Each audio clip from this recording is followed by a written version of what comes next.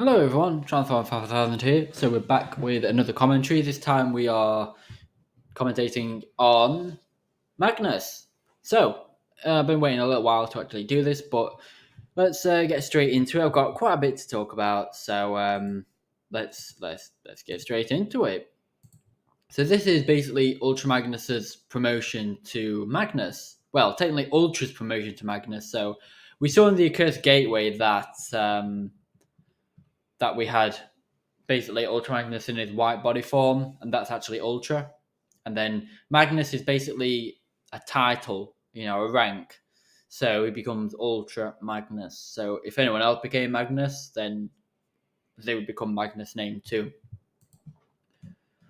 But I really like these High Council members. So they remind me a lot of the Functionist Council in the IDW comics. They have these masks to protect their anonymity, basically being anonymous anonymity. Is that the right word? They, they're basically sealing their identity, so it's a secret. Not any shady stuff, but just for their own protection, because it's after a big reform government-wise, and there's still a lot of stuff happening that will become clear in my future installments of Expand Universes called The Decepticons and Frenemies. So it's basically they've had a lot of elections, so they're protecting their anonymity. So they don't have any sort of mouth movement because these are masks. So they do have mouths and stuff, but obviously they would be concealed behind under the mask. So they don't have mouth movement, which made this episode so much easier to produce. They do cover their Autobot logos, as you can see, but they are Autobots themselves. It's still early days, so after a big reform, like I said, there was basically a lot of mistrust, and the government, although Autobots, they didn't know whether to bear the logos of an Autobot. They didn't know what sort of effect it would have on the population, whether them wearing the Autobot insignia would create further mistrust or not. They sort of testing the waters with them. And all these sort of customization with the panels being sideways on the front, it's meant to be like a little robe. So, those robes that you would see in sort of gladiator movies where like emperors would have them, where it's like a cloak robe and it would go from one shoulder and pin to the next and sort of go sideways diagonally across their torso and like drape down the back or the legs. It's kind of like that. So the front panel is meant to be like some sort of robe.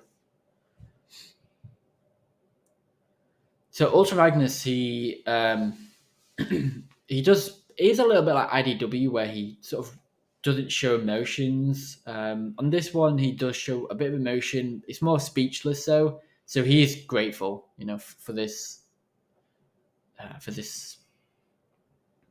promotion.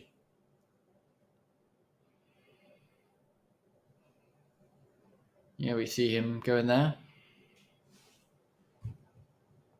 But all this actually filmed in a day. It was fairly easy to do, to be fair. I'm really happy with that shot there with the helmet going down. I'm happy with all these shots, to be fair. That shot there as well, when he basically flies up and levitates, we're going to have like a little bit of um, a light beam from the bottom of his feet, which activates and like pushes him up like a levitator sort of beam thing that lifts him up. But I decided not to. I didn't think I really needed it, to be honest. It's like a light beam that basically lit up while he got his armor. But it's not. One thing I want to say is because Ultra Magnus levitates, it's not any psychic powers. It's basically what I just said, but it's just without the light.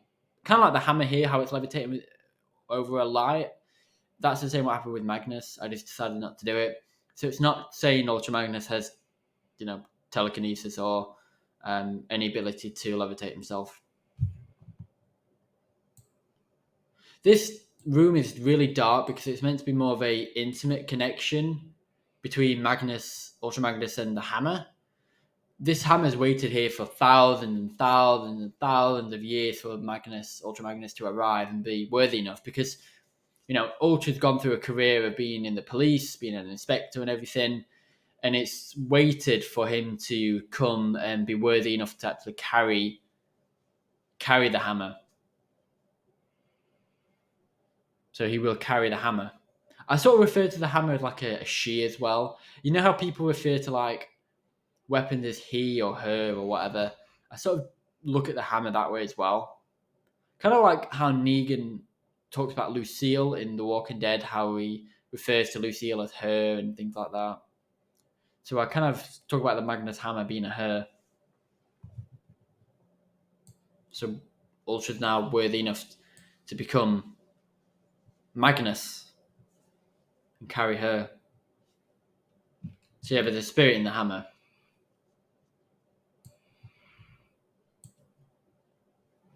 This upcoming shot in a moment,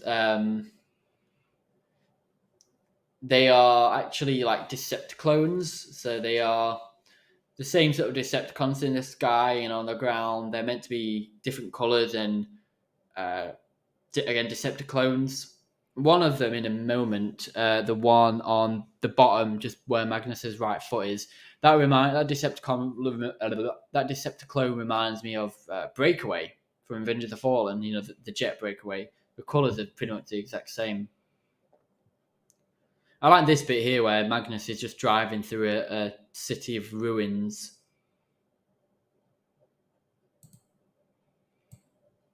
And that, in fact, now I'll come back to that in a moment.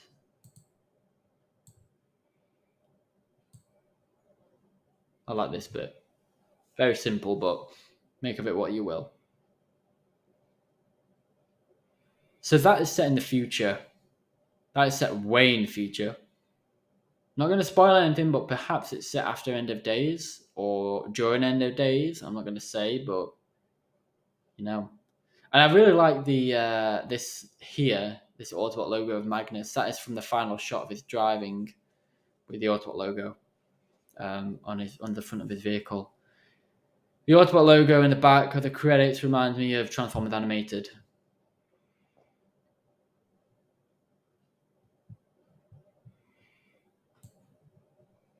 Yeah. I really like this episode. You know, it had a great cast. Matt Davis isn't in too many of my projects. It's just how how it goes sometimes with the characters. Sometimes I want the characters in this project. Sometimes I want them in that project. But Matt's a great guy, and he's been really patient with me making these projects. So I appreciate that if he's watching. And that bit where Magnus says the time has come and all the soundtrack, it is a bit ominous at the end. So is it possible that it's a happy ending, or is it more of a sad ending, or is it a neutral ending? You'll have to see and find out. Just going to play it again just to sort of cycle through as I talk, because I've still got loads of stuff to say. This opening shot here is Trigger Happy actually getting arrested, and in the background there are green and yellow Constructicons and blue Auto Troopers, sort of style generic characters. And they're actually sort of cheering as Trigger Happy is escorted off the premises, because it's likely that he was causing a drunken scene, being drunk and disorderly. And Chase is actually with Ultra Magnus, although I have removed Chase's insignia. On a lot of my flashbacks at the start, I've actually removed all of the Autobot insignias to sort of show it's a historical event before the Autobots and Decepticons become a thing.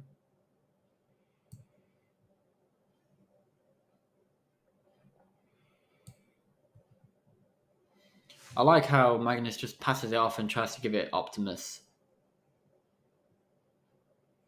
I one day do touch upon this, how Magnus sort of wanted Optimus to become Magnus, like Optimus Magnus, because Ultra Magnus doesn't really. He sort of wants the responsibility, but he doesn't. He's scared of it.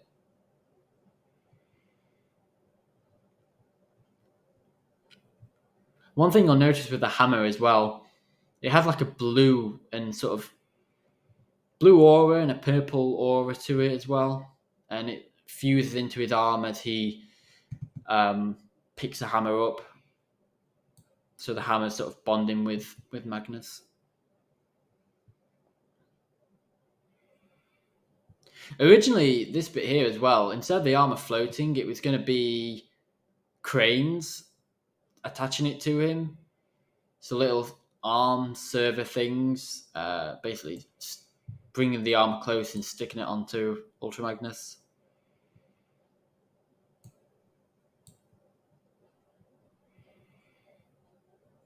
There were a lot of alternate lines in this as well. Not a lot, but there were a few alternate lines in this that the actors submitted.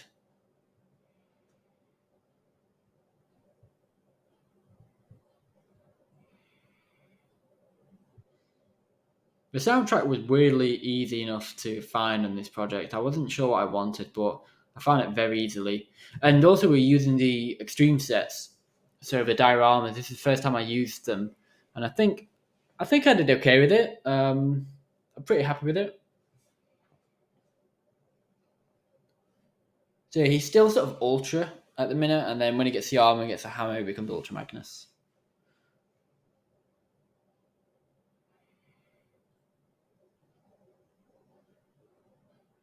I like that shot with the belt. It sort of goes all the way around him and snaps back. And that shot there where both his arms get covered.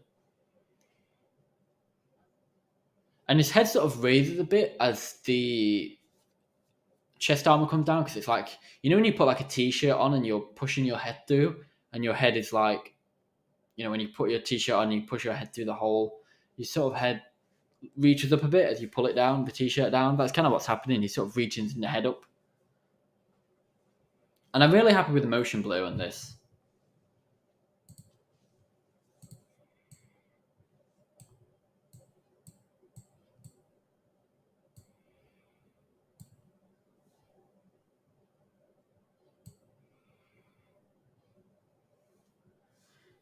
And as well with the cranes, when I mentioned the cranes, we're going to have basically infuse the armor on Magnus. And we're also going to get sparks like getting soldered onto Ultra Magnus to sort of seal the armor. But again, I just didn't go with that. One thing to note as well is when Ultra Magnus reaches to get the hammer gets drawn to him. It's not like he reaches it and just takes it. He puts his arm out and the hammer draws to him.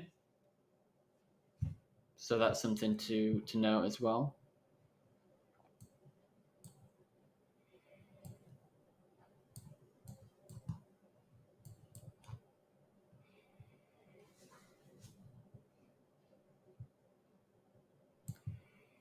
Listen to that hammer as well, because when the hammer gets drawn to Magnus, it's like a little scream, like a cry. As he grabbed it, it's like, ah! Or like some sort of like angelic or something. Like with a spirit inside almost.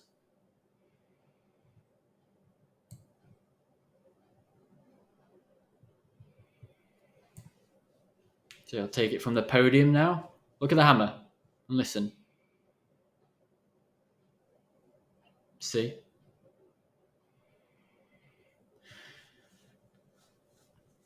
This next couple of shots, there is a firefighter, but I just want to say that's Inferno, but the other firefighter is not Red Alert. So the burning building bit, that's at the start, sorry, not the end. But there is a next shot coming up with all the Decepticlones. We do see Ironhide behind Magnus, so that is Magnus. That is Ironhide right there. And they hit this shot in the background. If you look behind Magnus and Optimus, because that is Optimus there, there's all the shadows. Those are Decepticlones, and they are basically surrounded by Decepticlones, and just behind them, there was 137 layers of Decepticlones. So what that means is one layer is one picture of a Decepticlone. So I duplicated and copied and pasted and edited different bits. And I had, in total, it doesn't look like it, but I had 137 Decepticlones. Now, they were behind each other, marching. There was a little shaking effect to them. So it looked like they were kind of running a little bit and shaking, going through the fog. And again, they were behind the fog, so it's harder to see them. But it's just like a really foggy, dark night. where it's really like they're fighting for their life. And if they're the 137 just behind them, imagine what they've got to their right, their left, their front. What you can't see off camera. There would easily be hundreds and hundreds and hundreds and hundreds of Decepticons surrounding them. So we sort of see Ultra Magnus back to back with Optimus, like nodding at each other. And I wanted to experiment. Originally, I wanted all the opening shots with like Trigger Happy and everything, and those end shots to be stop motion. But I kind of thought it's not to save time, but I just wanted to experiment something different, make each thing different with it. Almost like the big 20 of expanded universe stories. Yep, I really do appreciate all that. Yeah. So I'm just going to replay it again, and you'll see. I'll probably pause it in a moment and just go through some things. See all those auto troopers and constructicons. I like the little lights in the background. So that one there, that's Inferno, but that's not Red Alert. I like that spaceship there. And notice that all of Cybertron is gold. So I'm just going to start pausing things here just to go through them. So yeah, that's Chase. But look at Trigger Happy, he's got all his Decepticon logos. So this is at the start of the Decepticon uprising. So a lot of the Autobots, and because Ultra and Chase, they work for the Autobots, but they don't really bear the logos. The Autobots are basically the government in my series. Now, this is when obviously Megatron has gathered Decepticons and stuff. So Trigger Happy's got the logo on, and they are sort of treated as a bit of a terrorism sort of aspect in some sense. They're a bit of a security concern to the Autobots, but it's I can't really say much more without spoiling other future stories, but yeah, it's definitely Trigger Happy's getting escorted off the premises. And also we see Chase right there has his hand to his sort of chest. It's like he's radioing someone, like he's got his hand on his hip, and then this hand here is just to his chest, like he's radioing. And then here we've got a car pulled over. We've got Ultra there with a speedometer, so he's likely been working with Groove, and they've done a traffic stop because he's been speeding. And look at all the sunset. So one thing you'll notice in the background is the sun behind Ultra actually goes down, so it actually sets. So I'm just gonna replay that. So just watch the sun behind the building and Ultra. It actually sets. We got the fog there as well with Trigger Happy. The sun actually goes down, and we see a little bit of a holographic logo right there next to Groove. A little bit like Cyberpunk. And we also see two ships in the background flying. So where the sun is, behind the buildings, there's two jets that go from left to right, and they actually go in between the buildings. So there's several layers of behind Magnus. There's several layers of different buildings, and the two jets actually go between the building layers. So it's like they're actually going through the buildings, through the skyscrapers. If you see that there. And then here we've got a holographic sign. We've got all burning litter everywhere. It's clearly an apartment building. And we've got a bit of a cyberpunk sort of neon light on that building behind that. So it's clearly damaged the building behind it, but behind that we've got an undamaged building with a neon light, some sort of Cybertronian district maybe. And yeah, it's one thing I did add to this is a heat distortion effect, which definitely helped to bring it all together. You do see the firefighter in the background and Inferno spraying water or some sort of substance to stop the fire. I did put a warning at the start of this video and in the description about it containing that burning building because I didn't want to upset anyone. A lot of people might think, really? But you've got to remember there's victims of fire. You've got to remember that there's victims who have been in burning buildings. Could be firefighters. The whole thing with Grenfell Tower in the UK. So I really wanted to give people that warning.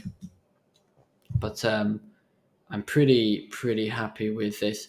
And you'll see that jet there actually disappeared behind Magnus as a little flash because that jet has teleported, gone into like hyperspace or something.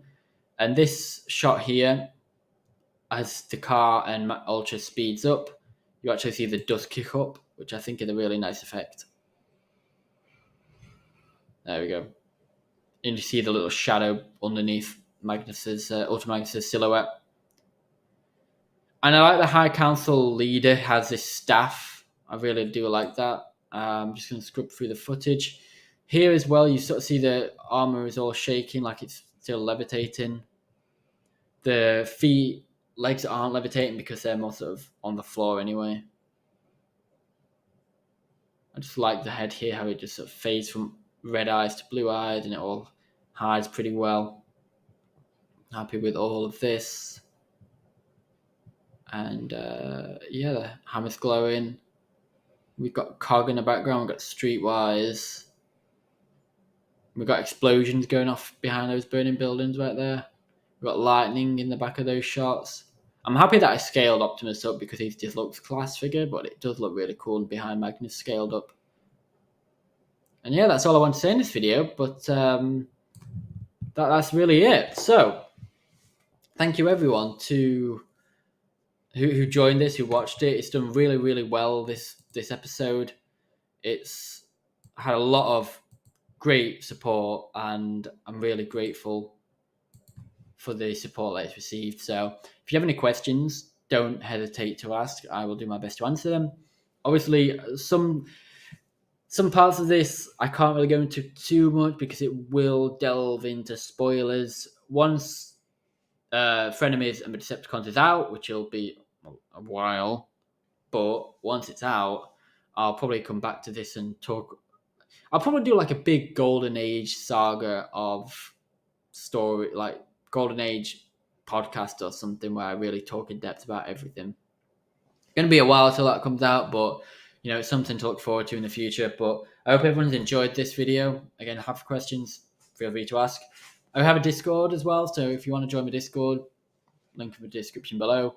Follow me on Instagram at TerraFan5000. If you want more director's commentaries, look at the playlist for commentaries in the at the end of this video. I'll also link it as well as so you can click onto it. And if you want to watch the full cinematic universe of mine, then also feel free to watch that at the end of this video as well.